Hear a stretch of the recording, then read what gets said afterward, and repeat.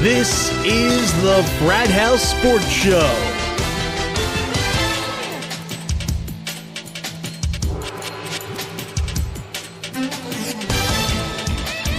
And now for this week's completely different and humorous perspective on everything sports, here's Frat House Mike and Sidekick.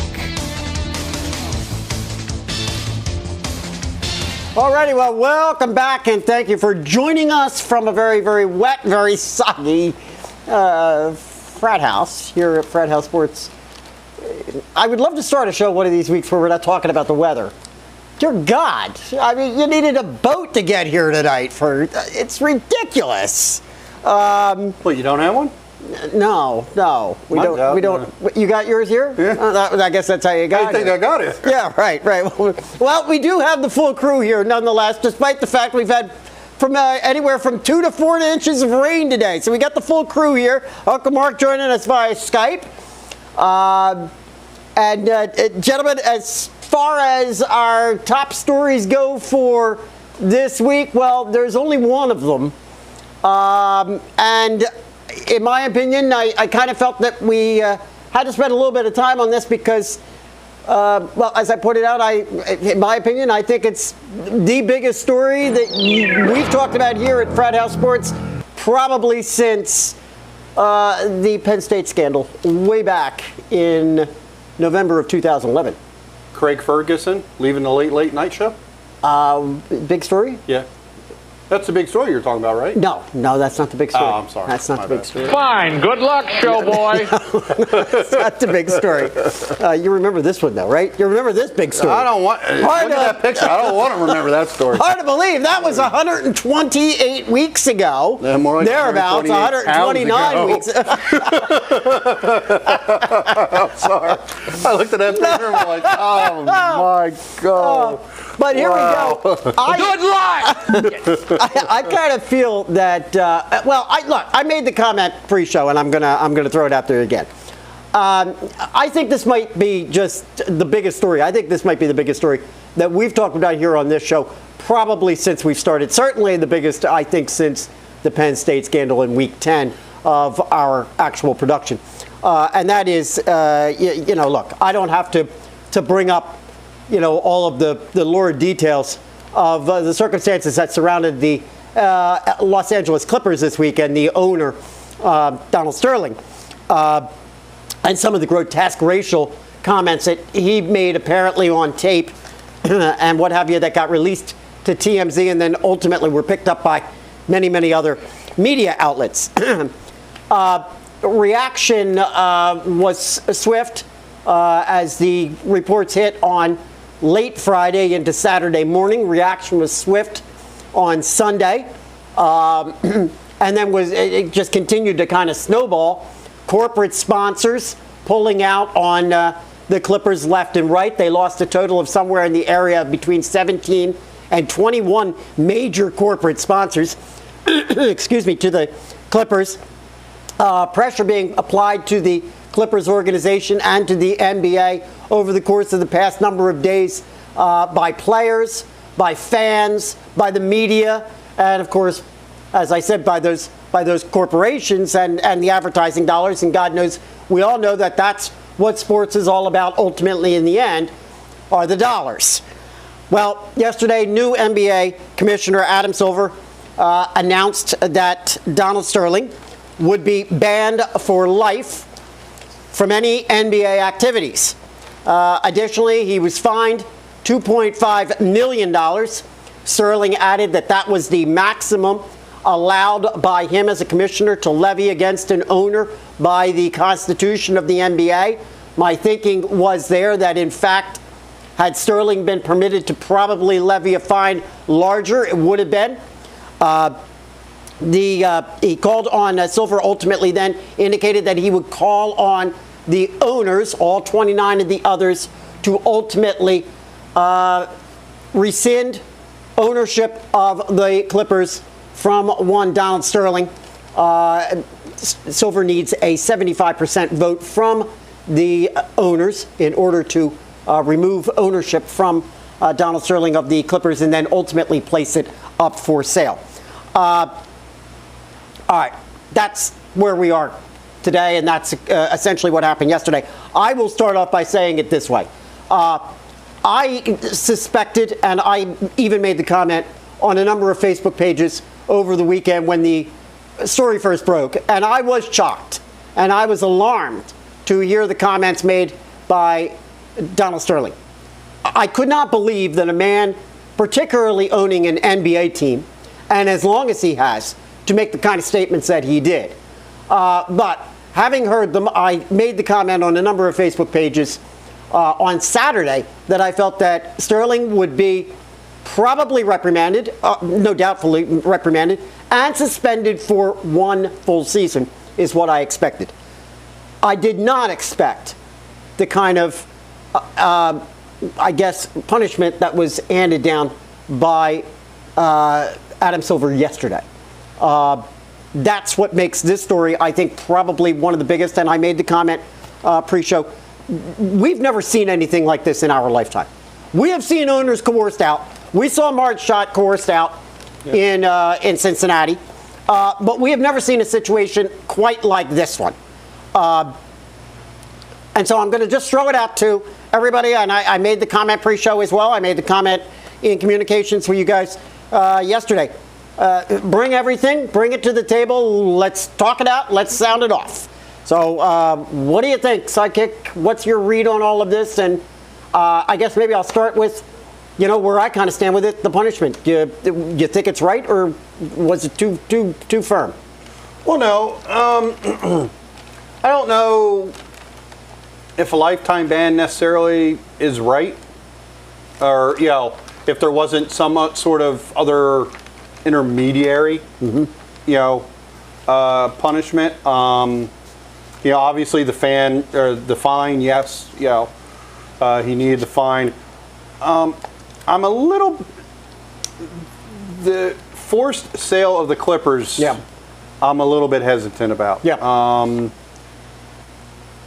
One, from the perspective of, I understand that, you have a league and there's charters and bylaws and things, but he does own the team, and, without a legal proceeding going on, trying to force somebody to sell something that they own. Now, obviously, he's done great damage to the game that we've talked about. You've talked about sponsors pulling out, and all this. But to kind of echo Mark Cuban's statements is, that's a little bit of a slippery slope to be taking. Agreed. And then you add in there the whole thing with he is still married. We talked pre-show. I don't know. I've heard in many articles them referencing the wife and that she owns 50% of the team, but I don't know the exact financials, but I kind of think that that's by virtue of being married to Donald Sterling, and that pending a divorce and the way divorce law is in California, she's entitled to 50%. Right. Which would kind of make her a 50% owner of the team. Right. So it may not necessarily be a stockholder issued sort of thing, but it might be simply a situation where Donald Sterling, being the 100% owner of the Clippers, by virtue of still being his spouse, she would be entitled to 50% of anything that would be his by common law. Uncle Mark, what's your thinking here? I'll throw the same question. Right? Wrong? Too harsh? What? Well, I'll be honest with you. I mean, we've caught the latest bigot du jour. That's what we've caught here. I don't think we've stemmed the answer. I think we've just found more of the problem. I did read what Kareem Abdul-Jabbar had to say in his piece, and it kind of goes to that feeling. I mean, bigotry is gonna survive. It's gonna behave. It's gonna continue to be. I don't know if necessarily ousting this guy is going to by itself be the answer. I don't know if it's necessarily going to help the Clippers as an organization. I don't know if it's going to bring back the sponsorship dollars that have been lost, because really what we're talking about is kind of a larger conversation. than just a bad engineer of an economic disaster. Clearly, this guy is spurious. Clearly, he's got reports on public record of having exploited minorities. How far do we go? I don't know. Did he need to go? Absolutely, he needed to go. How do we fix the problem? Boy, that's a big question. I don't know if we get that answer very quickly, and I don't know if legally that's going to happen very soon. This was probably less a case, really, and I've heard a lot of particularly, I guess, current players come out and wave the Adam Silver flag in the past day and praise Adam Silver and say, boy, he did the right thing. You know, he's not just the owner's commissioner, he's the player's commissioner, is what I heard a statement made yesterday, I believe, from the representative of the Players Association. But I don't know if this was actually, was this an attempt by Silver to correct a wrong or to address, as you're saying, Uncle Mark, address the fact that Sterling just couldn't stay. The problem is, had we allowed him to retain his position, with the situation being what it is right now, the corporate sponsors pulling out, players indicating that they were going to have difficulty continuing to play for him, had we left him to his own devices, no one's going to want to come to play to the Los Angeles Clippers. Nobody's going to want to go there. Right. So, I heard jokes being made about it yesterday. They'd ultimately become the Caucasian Clippers. I mean, that's the only way you're going to be able to field a team in Los Angeles would be with all white guys, because nobody was going to go and play for this man. So, in that respect, it was almost a situation that had to take place in order for this franchise to go on and continue to live forward. Yes, no? Yes, and there two other things that kind of stick out to me. The first one being, Dave, Adam Silver's. Oh, David. I wanted to say Stern, yeah. But Adam Silver's comments is that he was going to get enough votes to vote him out. Yep. And he was going to do whatever whatever he can do whatever to he get had to do him out. Reeks a little bit to me of potentially abuse of power, because I'm not, and don't get me wrong, I'm not trying to take anything away from what was said or anything like that, but when you have when you're trying to correct a wrong, you have to, there's a fine line, right? Because you have to, if you extend yourself too far, you're starting to set, kind of what we were talking about earlier, you start setting these precedences where, now, okay, you're the commissioner, now you've assumed this other power, so now you're saying, okay, hey, I don't like that Michael Jordan's an owner in the league. I want Michael Jordan out. All right, owners, I want Jordan out. Right. And you're going to vote, you know what I mean? Well, and the interesting thing to all of this, as we were talking also pre-show, was that you're absolutely right. And when you're talking about abuse of power, what owner is going to want to go on record as saying, I did not vote to get rid of Donald Sterling because for fear that it would taint them as a racist. Sure. So it suddenly puts an onus on that owner to feel that they're almost forced to, almost coerced to, the word I used, coerced to go the way the commissioner wants to go here. An interesting observation that I read, I guess it was early yesterday morning before Silver's announcement, that had this been an MLB situation, had this been a situation with Bud Selig, he does not have to go through the owners. That in this particular case, Bud Selig could in fact just unilaterally walk in and say, you are no longer capable of maintaining the character of our league, and so therefore I am replacing you as the owner. And in Major League Baseball, no one would in fact bat an eye at it because that's the way it has been in Major League Baseball for decades. So it's very, very interesting the kind of tightrope that Adam Silver has had to walk here versus, somebody who's a counterpart of his over in Major League Baseball who literally, you talk about God. Bud Selig is God. He can do whatever he wants. Very, very interesting situation. I think, unfortunately, we saw a situation where Adam Silver was forced to have to respond yesterday because of certain pressures and deadlines that he was feeling were being applied at that particular moment. The Clippers were about to go into Game 5 last night of their game with the Golden State Warriors.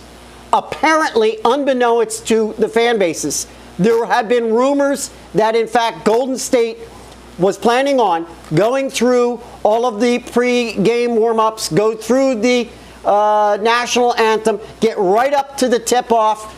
Both teams would stand there for the tip-off. Tip-off would come, and then both teams would rival into the middle of the court, a la Braveheart style, wave their flag, and walk off the court. And I'm certain that if that was the case, as reported to many fans and many media outlets after the fact, I am sure that the NBA office got that information earlier, in which case then Silver said, my goodness, we have to do something. This is a national event. It's being nationally televised. You got the number 3 seeded Western team in the Clippers going up against the number 6 seed with the Golden State Warriors. We can't have the playoffs being disrupted.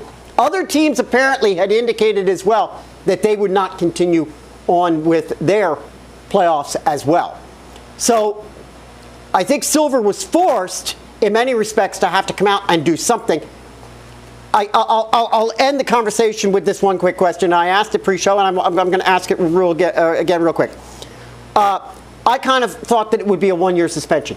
Would a 1-year, maybe even a 2-year suspension and the $2.5 million fine been enough, do you think, to satisfy those parties out there, the players, the corporate sponsors? Would that have been enough to satisfy them that the Donald Sterling issue had been addressed, without going to the lifetime ban and without going to the we're going to force them to sell?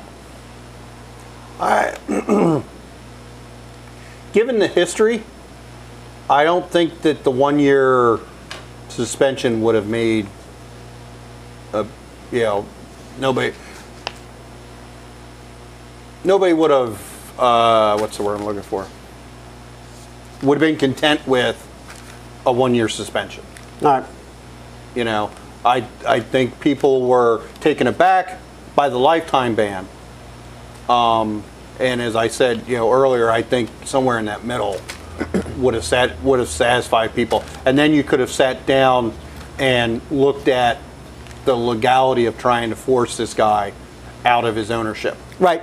Well, I think that's where he may have jumped a little too soon. Right. I think we're all in agreement that this situation is going to probably be protracted.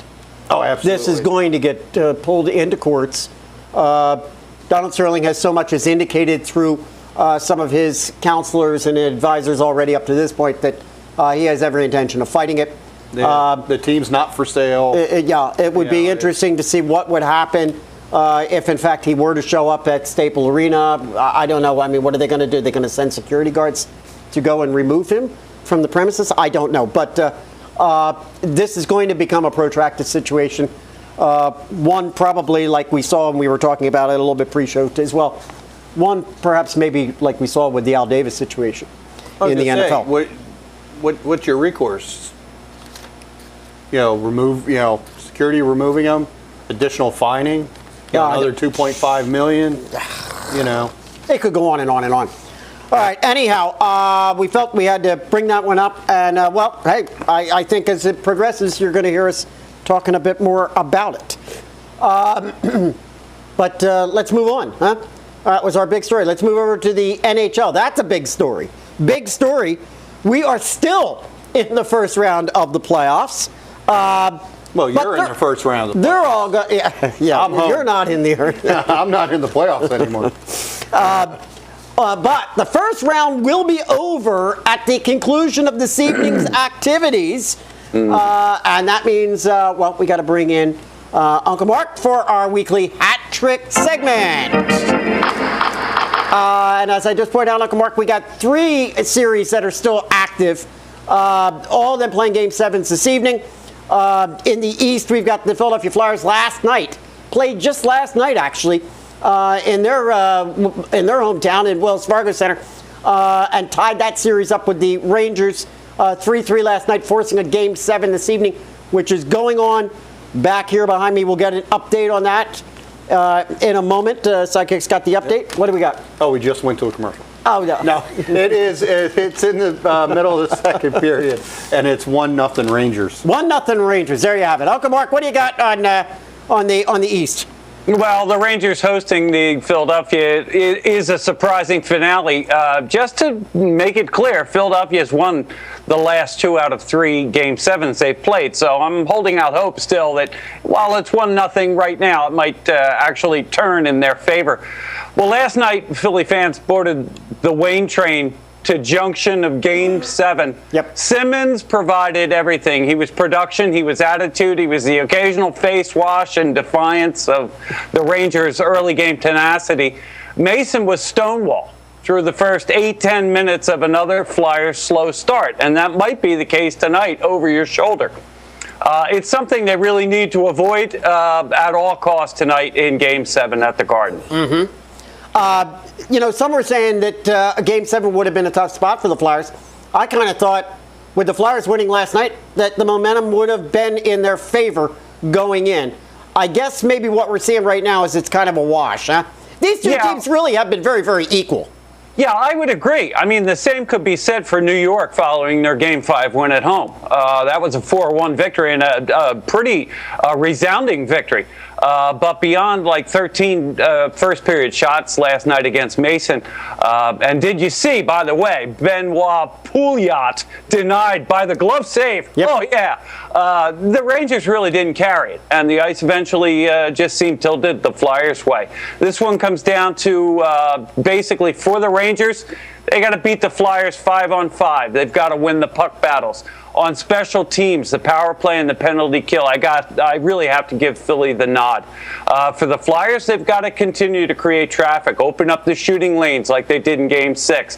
When he took the bench in the third period of Game 6, Lundqvist had surrendered 4 goals on 23 shots. Mm-hmm. So everybody's human.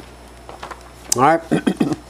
2 additional series that are right now still alive out in the West. And as I just pointed out, those 2 games, Game 7s this evening, so we're going to wrap everything up, as I pointed out, at the end of the night. Right. Minnesota Wild are playing the Colorado Avalanche. Got to be honest, a bit surprised here. Didn't expect Minnesota to come back, but that series now tied at 3. Some are saying Minnesota's got the edge now. Oh, this has been a lot of fun. The Avalanche are in a wild fight, and it's fitting that this series went all the way to 7 games. The home team has won 3 games each. Now, the Avalanche are counting on immediate impact with the return of the centerman, Matt Duchene. He's joining Stastny, McKinnon, Landeskog in lighting up the lamp. Continued shutdown goaltending from Varlamov. Continued leadership from Game 7 experience Max Talbot. You might remember he was obtained in a trade with Philadelphia for Steve Downey back in October. Mm-hmm. And there's a double sense of guidance and fun that Coach Patrick Waugh, himself a 7-game participant once or twice, brings to inspire his club. Now, on the flip side for the Wild, this has become a defining year. It's going to be marked by either raised expectations or very altered perceptions. There's no 2 ways around it. There's been a lot invested in this club. The fan base wants results, and they want them now. It's going to come down to Wild defenseman Ryan Suter versus all those Avalanche offensive guys I just mentioned. And perhaps even greater production from Zach Parise than he's already demonstrated. But spoiler alert, Parise has been dynamite so far. Oh, all right. There you go. Los Angeles Kings and the San Jose Sharks, that's going to a Game 7. I'm not surprised here, on the other hand, because I've been saying all along, well, that experience of the Kings has got to come to play it sooner or later, and son of a gun, they've come back and tied it up. Absolutely right. And, San Jose just seems vexed and hexed by last year playing to a Game 7 and losing to this same team. San Jose needs three things imperatively to win this final contest. Number one, they've got to stay confident despite losing those first three games after leading this series, as you said, 3-0. Number two, they need to believe in their goaltending choice for Game 7. They jockeyed out Niemi after Game 3. Then they picked up Stalock for Games 5 and 6. Now they're going back to Niemi tonight. And finally, they have to hope that they can have success without their injured shutdown defenseman Mark-Edward Vlasic in their lineup. For the Kings, their three things: their skill guys need to keep pace and win just like they've won the last 3 games to not this series. They've got to draw on their veteran guys, Brown, Richards, Carter, Kopitar, to lead this crew. And number 3, of course, brick wall puck stopping, either from number 1, Jonathan Quick, or a solid number 2, Martin Jones in the pipes. Got to give the edge to the Kings for momentum. They already have it, winning the last 3 games, in my opinion. They are absolutely the team to beat in this contest. Wow. All right, let's take a look real quick at that's our Eastern bracket as it stands right now. Uncle Mark, right now the only one that we know of, we actually know the second round matchup, right? And that's the Boston Bruins will play the Montreal Canadiens. We got a 1 seed against the 3 seed there. Boston will have home ice advantage. Correct. This is great. This is 2 of the original 6 in a classic 7-gamer. What do we know? First of all, what's your sense on that matchup? But then number 2, what do we know about the schedule for the second round? Well, yeah, Boston hosts Montreal. That's set to begin, according to the league, Thursday, May 1st. Okay, that's going to start, yes, round 2 of the divisional play, and it is an original 6 matchup. There's time to speculate how that's going to go. Arguably, Montreal had a very easy way to go against Tampa Bay. Boston, too, though, has had more than sufficient time off to rest up their players, so that should be some good smash mouth. It will be, at this point, the only original 6 matchup that we might see all year, unless, of course, Chicago can advance in round 2 from the Central Division. But apart from that, as you asked, what else really do we know? Chicago is going to host either the Avalanche or the Wild, whoever prevails tonight.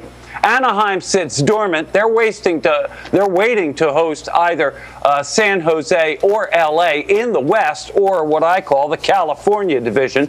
And of course, Pittsburgh awaits their next opponent in either the Flyers or the Rangers. So Sid Crosby, have fun, pick your poison. The other matchup dates remain to be announced by the league, but I expect round 2 to begin for the 3 remaining series on or around Sunday, Monday, May 4, May 5, although I wouldn't be surprised if they don't get started till as late as Tuesday, May 6. Wow. Okay. All right, there you have it. And, well, next week at this time. I said it last week. I thought by now we'd be into the second round, but this we got a lot of series going to Game 7. Yeah, this much I know. We sure do. I mean, when you consider 3 out of 8 of them are. That's a fact. The preponderance of 6 and 7 game series have really made this feel longer than we're used to, perhaps. Well, and also St. Louis and the Blackhawks with all those overtime games. Yeah. Oh, absolutely. Yeah, they took it right down. One of those reasons that I think we thought that series was going to end up going to a Game 7. Right. And interestingly enough, looking down at that LA Sharks series, that was a series last week at this time. I'm sitting here saying, well, the Sharks could finish this up, that night, and they would have been going for a sweep. And here we sit, a week later, and we're into a Game 7 tonight. So, wow, it's been quite a week of going back and forth with some of these games. But this much we know. Next week at this time, we will be into round 2. So we'll be coming back to you with all the round 2 matchups. All right? All righty.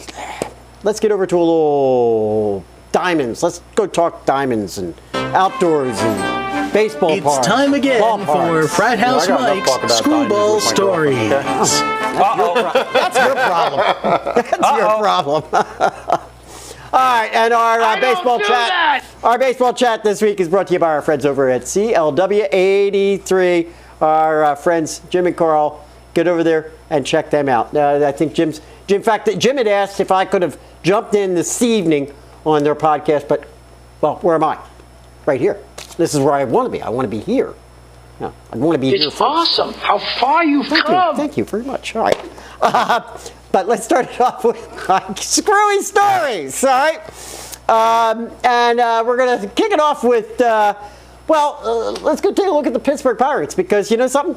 This is not the Pittsburgh Pirates from a season ago. It sure doesn't look like them. Now, mind you, it's still very, very early in the season, but currently right now, the Pirates are 6 games under 500 at 10-16, and they're in 4th place in the NL Central, 9.5 games behind the first place Milwaukee Brewers.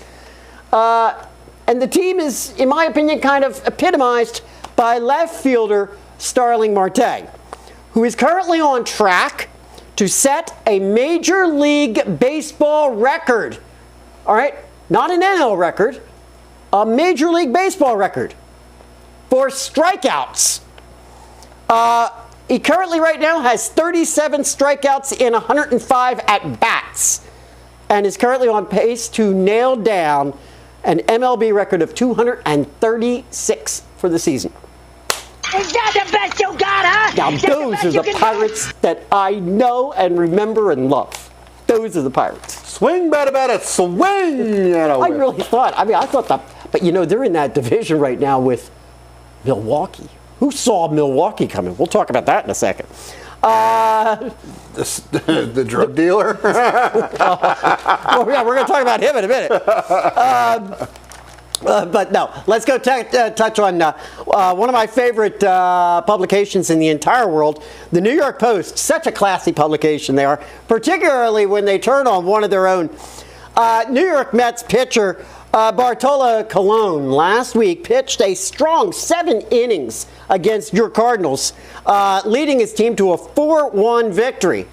The Mets right now, too, by the way, are currently sitting second in the NL East with a 15-11 record.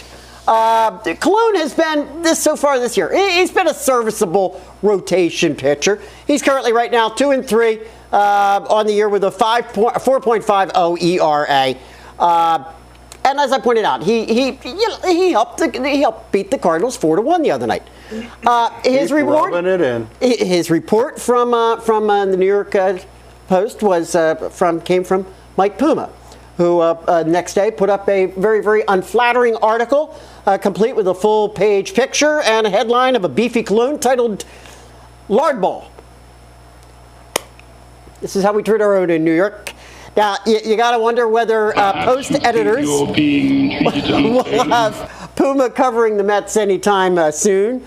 It was well reported that Puma angered quite a few of the players in the locker room, and players refused to talk to any members of the media until Puma left the clubhouse completely. So they came in and they just turned their back on all the media. As soon as Puma apparently was asked to please leave, which he did without any issue, well, then all the players came around. Oh, yeah, they started chatting it up with the rest of the media.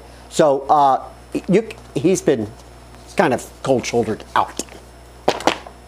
Nice going there, Mike Puma. He might be covering that Seinfeld night for the Mets minor league team. Exactly. All right, last but not like least. Sterling, he got blacklisted. No. Too soon? Let the jokes begin.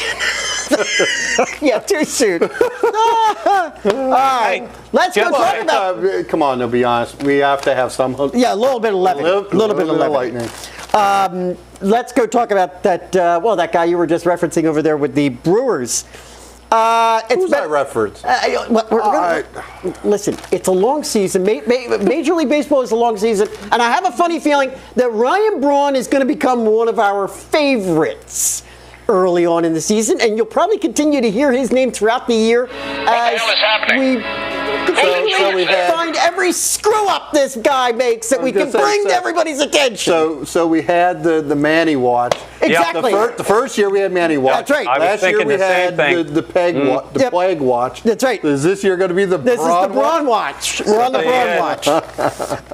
And we got to thank Ryan Braun for this week's submission, albeit I don't want to make too much fun of it because, well, one of his teammates kind of got tagged in this one as well, if you know what I mean. During a game that they were playing the other evening with the Chicago Cubs, Braun can be seen warming up with a bat at the top of the stairs of the dugout.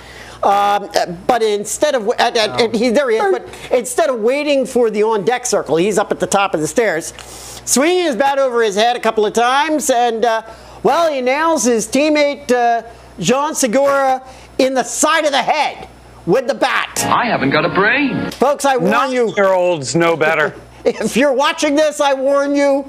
It's going to make you cringe. I should have given you a warning, to look away if you're queasy. But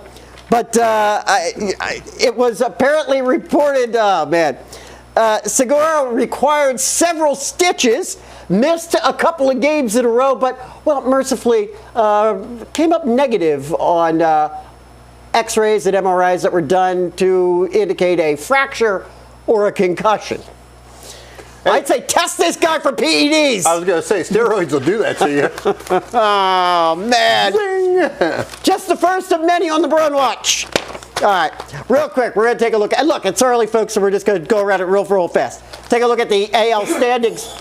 Yankees are leading over in the East right now. They're 2 games ahead of the Orioles. Tigers right now, a game and a half in front of the Twins. And you got the Athletics right there again, 17-11. They are right now 2 games in front of the Rangers. Over in the National League, we've got the Braves right now 2.5 in front of the Mets. The best team right now in Major League Baseball. It's not just all him. There's others. But the Brewers right now, 6.5 games in front of the Cardinals. They're 6.5 in front of the Cardinals. They're like 10 games in front of the bottom team.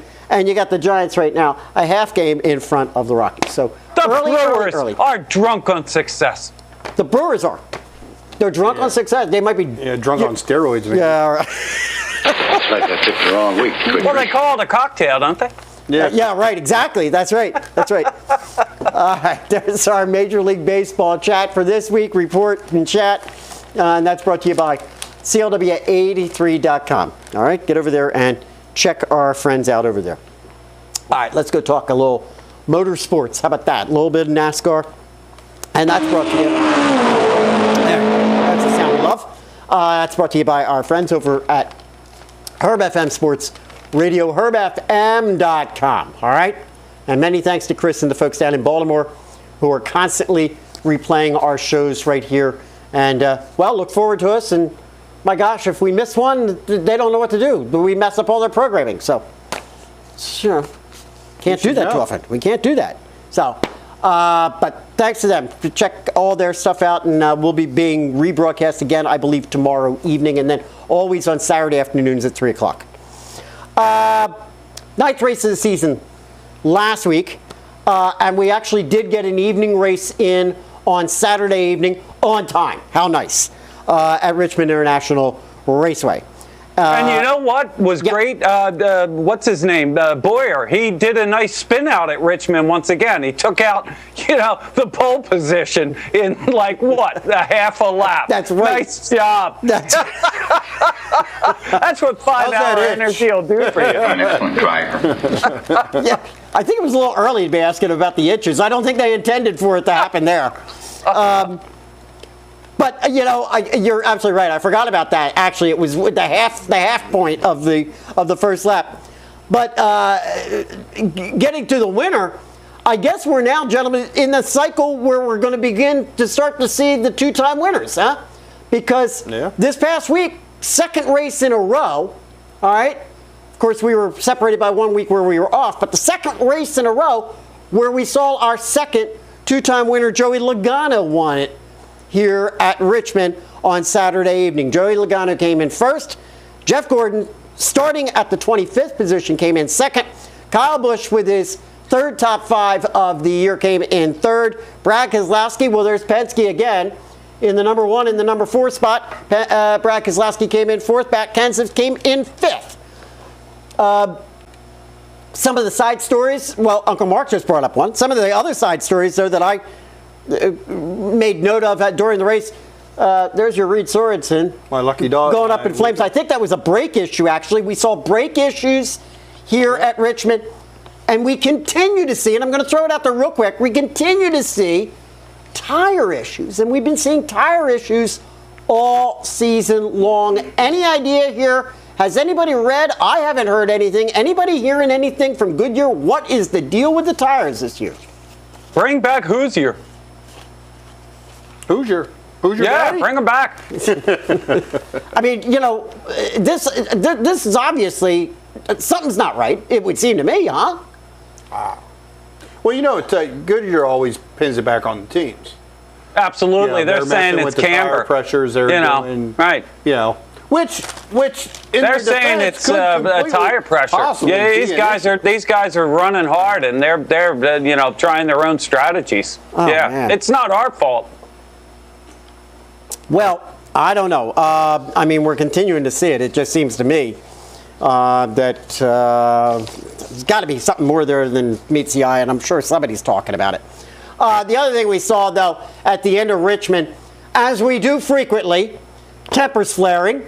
I found this one to be actually a little bit amusing because this one was between, and not because it was between Marcus Ambrose and Casey Mears, but because it wasn't like these two were really in contention. They both came in 16th and 17th in the race, respectively. But apparently Ambrose got his Australian gander up, and he got a mean cross going there. He nailed him pretty good. Might even be a hook. He blackened Went to a NASCAR race and an MMA fight broke out. Well, Mears apparently reported after. I mean, what did he say? He just said, well, he got me pretty good. You really Who's got the details on the penalties? Because there were penalties apparently that were laid down on these two. Yes? Oh, I didn't. I did. $25,000, I believe it was, for both of them. And they're on probation, I think, until the end of May. End of May or something. Yeah.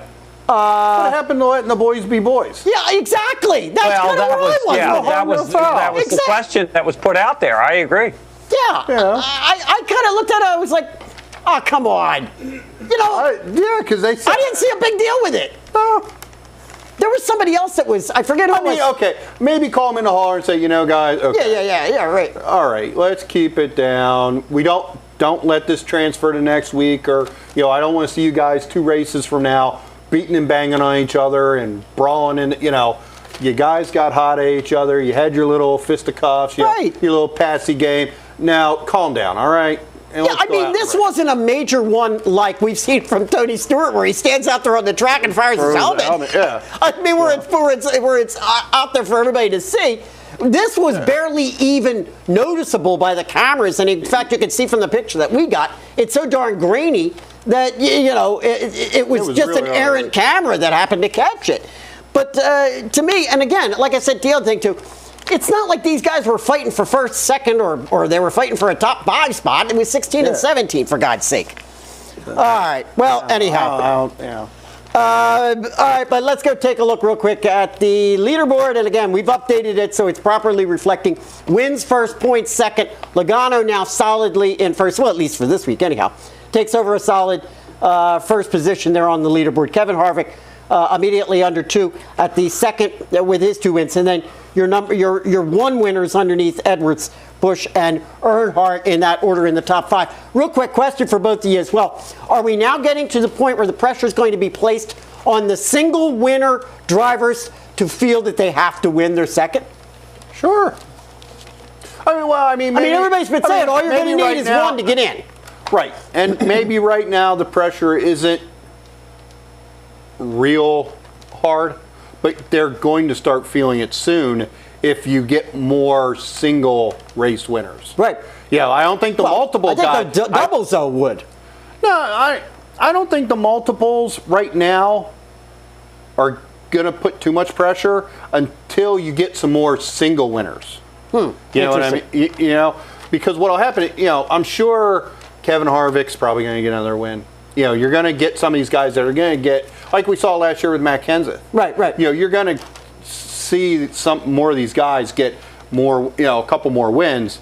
So if we get a lot more single winners in, then those multiples. Right, because the thing we were hearing almost from the very beginning of the season was, well, one win's going to do it for you. That's really what you're going to need. Just one win, you're going to get it, and there it is.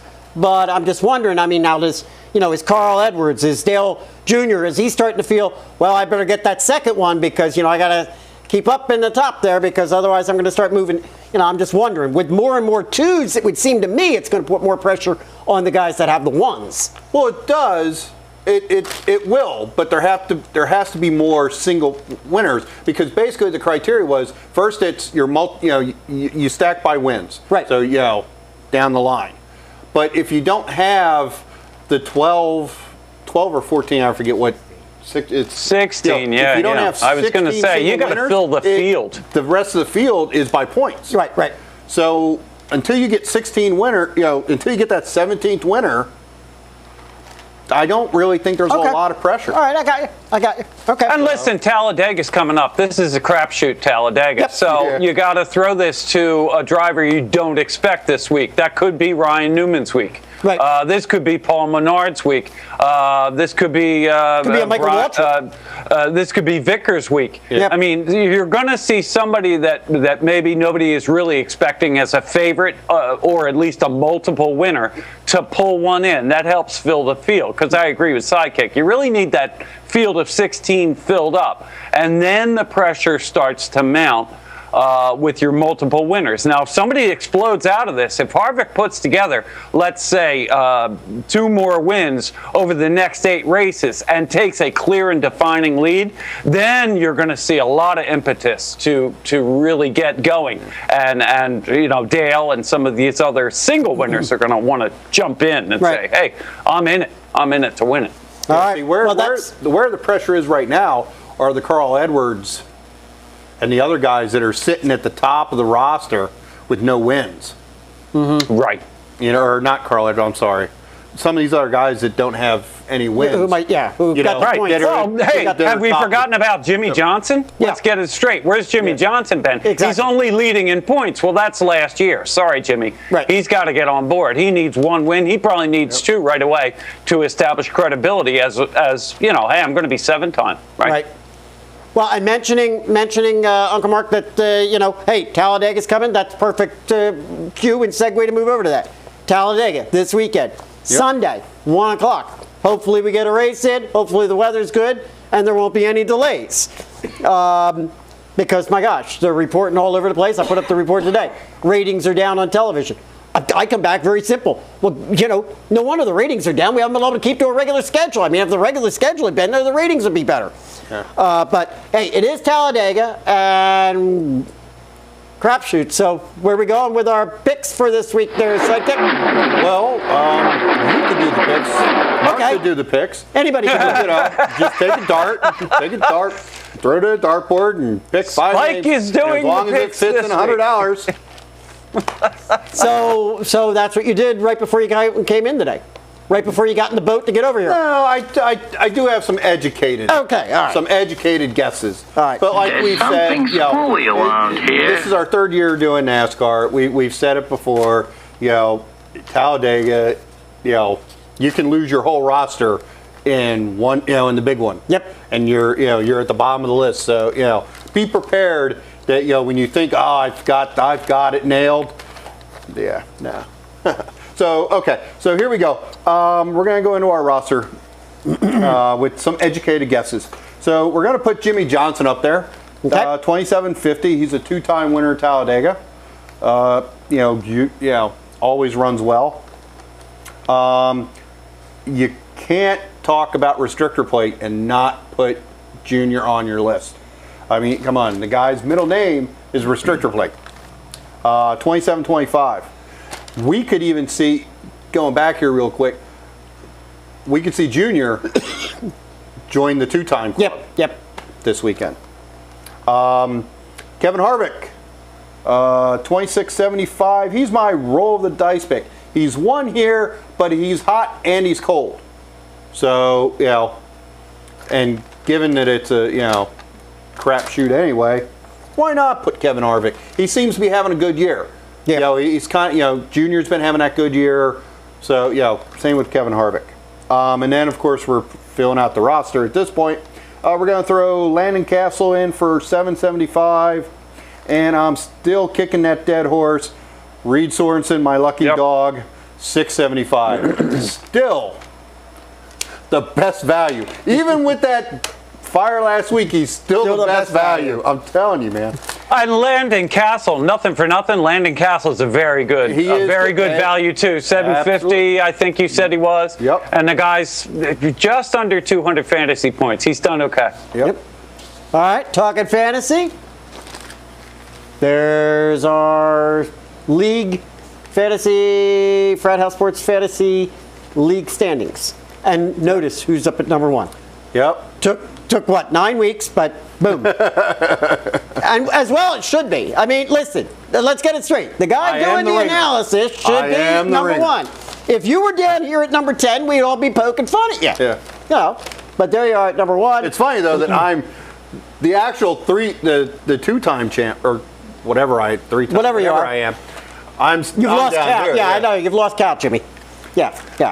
But that's all right. Still early. But we got our technical director Brandon in 5th. I'm in 6th, and you're in 7th. So, boom, right there. 5, 6, 7 for the Frat House there. All right. There you go. There's our NASCAR segment brought to you by Herb FM Sports Radio over at herbfm.com. All right. Okay.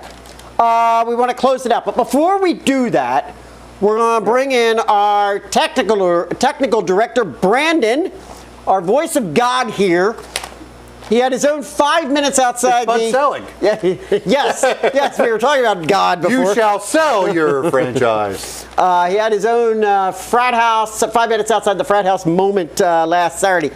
Tell us a bit about it. We got some video. We got some highlights here. Tell us a bit about it. Yeah. While everybody here at the Frat House was enjoying Richmond, yes, I was up in New York at MetLife Stadium for the inaugural Supercross race at MetLife Stadium, and I was pretty taken back only because there was about 50,000 people there for a stadium Supercross race. It was pretty awesome, and it rained hard repeatedly, so. It was pretty good. It was pretty good. Got a little sloppy, did it? Pretty awesome. A little sloppy. Here's a little bit of video from it. Yeah, we got some video. This is actually from my phone here. I took a little video at the start, and if you are real quick to see the green bike out in front, that would be the 3-time defending champion Ryan Villopoto at the time, who went on to win this race and clinch his 4th consecutive Supercross title, which has only ever been done once by Jeremy McGrath many years ago. So he's kind of in some rare air. Yeah, speaking of rare air, look at that jump. Jeez. Awesome. And then you've got those shellackers. Well, the track was in pretty bad shape at this point. The 250 Supercross main, which ran first, was pretty much a downpour, so the track was really sloppy. That would have been Sidekick. And we've got additional video that we're going to be closing out the show with the credits. We've got additional video that you took as well. And there's a picture of the team taking their 4th consecutive title. All right, so there you go. We cover it all here from the Frat House. We cover everything, huh? We cover MMA. We cover motocross. We cover it all. Tour de France is coming up this summer. You're going to be there, right? Where are you going to be? You're going to be at the Champs-Elysees? Yeah. Yeah. Yeah, we got the budget for that. You told me we did. I don't know. All right, let's get over to our Budget's Frat House I'm just Sports. a talent. Frat House, the talent. Wait, what talent? Someone's supposed to hand me the tickets and I go. Frat House Sports Facebook post of the week. This one is actually very, very appropriate for a number of different reasons. But it's going to provide a nice little crossover and tie-in a moment here. But the post that got the most views, activity, shares, etc., which we like to see that. We like to see shares, particularly on this kind of a post, because it was a great article that our own Uncle Mark put together about fans behaving badly. Fan behavior. Boy, quite amusing. Where'd you get this picture of me? That picture of you? Yeah. We took that when you weren't looking. We wanted to know why you were wearing a Pittsburgh hat. What the hell's that about? I don't know. Apparently, I'm yeah. But that article appeared over on our Frat House Sports website, which is frathousesports.net. And there's our tie-in right there. Oh, and there's one. I'm there again, right on the top. Yeah, you're still making. Frathousesports.net. You got to get over there and check us out over there because you never know when you're going to get. Well, anytime. Your picture on there.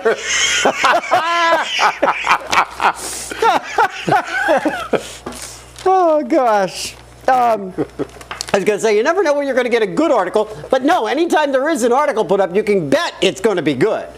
But you never know when you're going to get new content put up there and really good stuff, and get your picture put up there. How about that? Yeah. All right, gentlemen, thank you very much again. We got through a show a little bit early this week, coming to you a day earlier. But we got some hockey we got to get to this evening, and so at that, what is the score? Could somebody what is tell? the score? What do we got? Go ahead, Brandon. What is it? 2-0. 2-0 Rangers. 2-0 Rangers. Might be a done deal. Mr. Carcillo scored another one. There you go. He's the carcinogen. How wonderful. Second intermission. How wonderful. All right, well, we're going to be getting to the hockey. We're going to be getting to, we got late night ones as well, so we're going to be getting to all those. So in the meantime, until next week, you know what you got to do for us. You got to keep us real. You got to keep us live. You got to keep us going. We'll see you next week.